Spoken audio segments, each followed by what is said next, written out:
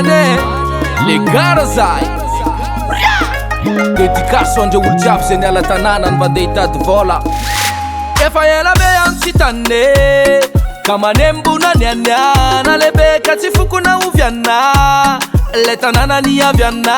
na hoela na hoaingana de ho ave iaonatsika mianakavia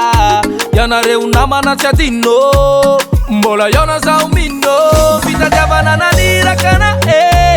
ho avy fahazamana tsy adinoko zany ny tanàna nandaniagna fazazana mbola miketrika rahoia fa mafy fiainana tia mbola miketrika rahoia fa tena tsy maintsy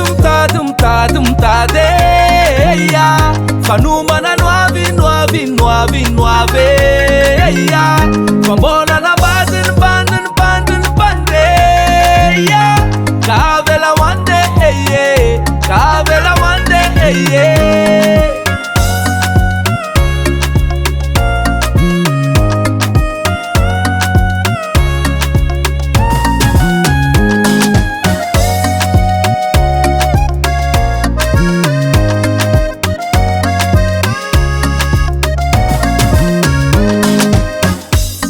Mura mitady vola mietsika miketrika ho fatanora raha te hidola mila manambola sy ampilamina ny fiainana rehefa sola ka mampamangane any amin'ny tanànane fa nalatsaka tomane sy kifa fiainany zany de tiany mozika ny kalokaloko anao mosolo ny vetsovetsy takariva sy lalao reray aman-dreny zay namelany efa reraka ihanya ka tsy maintsy mande tena tsy maintsy mitady fa nomana noavy fa mbola nabady ny bandy kavela wande malaelo fa tsy afa-manoty temudiany fa tsy afa-manoty fitadiavana mazaka manirake